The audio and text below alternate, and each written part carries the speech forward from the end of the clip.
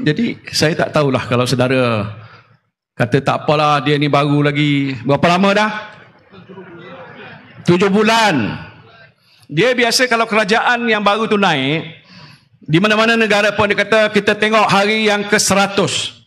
The first 100 days. Lebih kurang berapa? 3 bulan lebih sikit. Nak tengok apa yang Anwar Ibrahim buat the first 100 days? Coba bagi saya satu je. Saya bagi RM10. Apa dia buat dalam 100 hari? Apa dia? Panjat rumah. Sekarang dah lebih 7 bulan.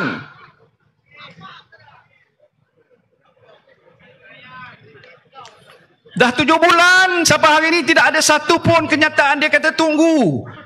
Pada bulan 8 ini dia akan keluarkan naratif ekonomi dia. Naratif apa? Rakyat bukan nak tunggu bulan 8. Bulan 8 ni dah turun dah. Betul tak? Nak tengok dia turun tak? Kalau nak tengok dia turun cepat, kita cepat-cepat undi pada Perikatan Nasional. Bila dah lihat gitu rakyat di seluruh negara 6 negeri ni tolak dia, dia akan tertekan. Tak tahu dia tak akan boleh tidur. Siang malam tak boleh tidur. Saya tak banyak cerita yang itulah. Itu perkara yang agak luas sedikit daripada perkara yang nak kita bicarakan di sini. Tapi soal pokoknya tak ada apa-apa pun. Soal rasuah, saya dulu pun menentang rasuah. Sebab itu dulu kita gabung masa Tun Mahathir jadi Perdana Menteri, nak jatuhkan kleptokrasi. Ingat? Siapa kepala kleptokrasi? Siapa kepala kleptokrasi? Bos awak. Bukan bosku. Datuk Seri Najib waktu itu Perdana Menteri. Apa jadi dia sekarang? Dah dijatuhkan hukuman bersalah 12 bulan dalam penjara. Bila saya awal-awal tentang dia dalam kabinet sebagai timbalan Perdana Menteri, banyak orang kata, alah, entah ya, entah tidak. Tengok sekarang, saya bukan main-main. Memang kenyataan saya itu adalah benar dan hari ini terbukti dia sudah didapati bersalah.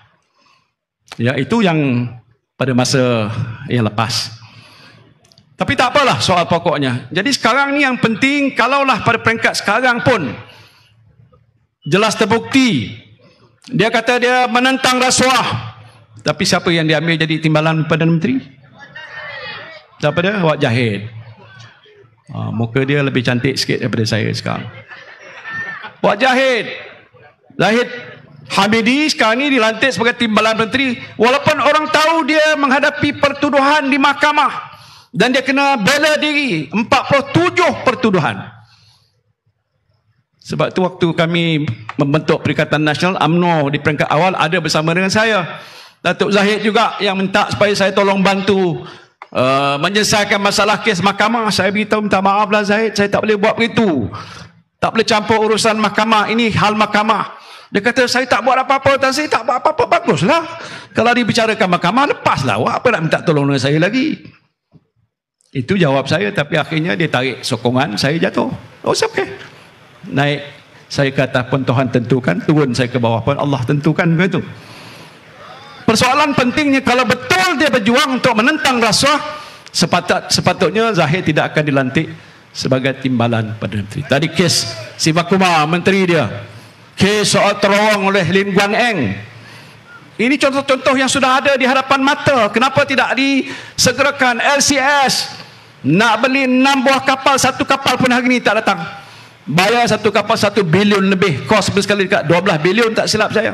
Sampai sekarang tak sampai-sampai pun. Ada orang kata ada kaitan dengan nama-nama yang saya sebutkan awal tadi. Jadi saudara, ini satu perkara yang agak amat serius. Sebab itu saya nak mengharapkan supaya dalam PRN di Selangor ni, macam di Sepang ni ada 3 kawasan DUN. Kawasan DUN Dengkil, Sungai Pelek dan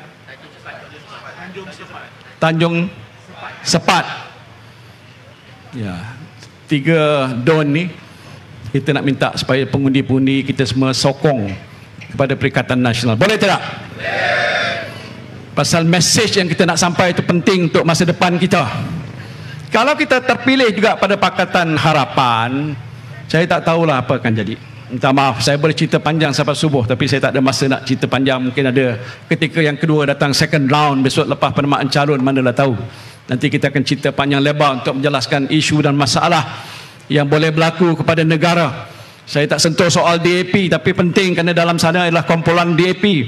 Saya tak sentuh panjang lebar tentang UMNO sekarang ni sudah bersekongkol dengan DAP.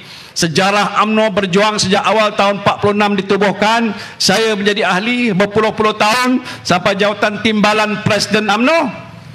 Kita berjuang untuk menentang ideologi yang dipelopori oleh DAP, yang tak sehaluan, yang tidak menyokong dasar-dasar yang memperjuangkan nasib orang Melayu dan Islam dalam negara kita.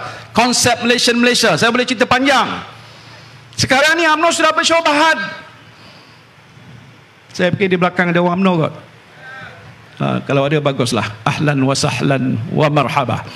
Sila datang ni. Kalau tak keluar daripada UMNO pun tak apalah. Sementara belum berfikir panjang.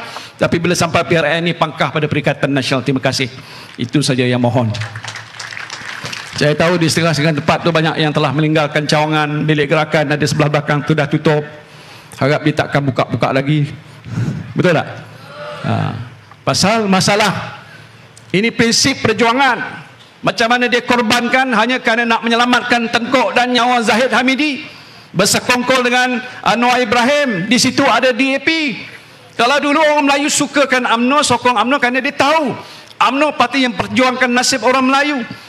Bukan hari ini sokong UMNO, kalau ada calon UMNO, tetapi yang dapatnya besok DAP sebelah sana. Itu bahaya, tuan-tuan. Saya tak fikir kita nak melihat satu masa depan orang Melayu terancam dan diancam oleh kerana adanya parti yang kita tahu tidak memperjuangkan nasib orang Melayu. Baru-baru ini apa yang Ling Guan Eng sebutkan. Dia bagi amaran di Pulau Pinang, tapi ini amaran ni sampai juga ke Selangor. Dia kata jangan sokong pada Perikatan Nasional kerana gelombang hijau yang kami bawa dulu masa PRU yang baru lalu ni yang menggerunkan dia. Tapi dia kata kalau sokong, maka semua gereja, tokong-tokong, tempel-tempel akan dirobohkan oleh kerajaan Perikatan Nasional. Betul ke tu? Itu satu hasutan. Dah ramai dah orang buat laporan pada polis untuk siasat, dan saya fikir sedang pun disiasat oleh pihak polis. Kita tak boleh main soal begitu. Jadi sebab itu pada malam ni ringkasnya saya mohon kerjasama daripada semua bapa-bapa, anak-anak muda yang ada kat sini yang memang pun ada hak untuk mengundi, untuk keluar beramai-ramai. Kalau boleh di sini tunjukkan satu rekod hampir 100% pengundi khasnya orang Melayu akan keluar mengundi pada 12 hari bulan yang akan datang ini. Boleh ataupun tidak? Dan nak mengundi siapa? Undi Perikatan Nasional. Terima kasih banyak-banyak.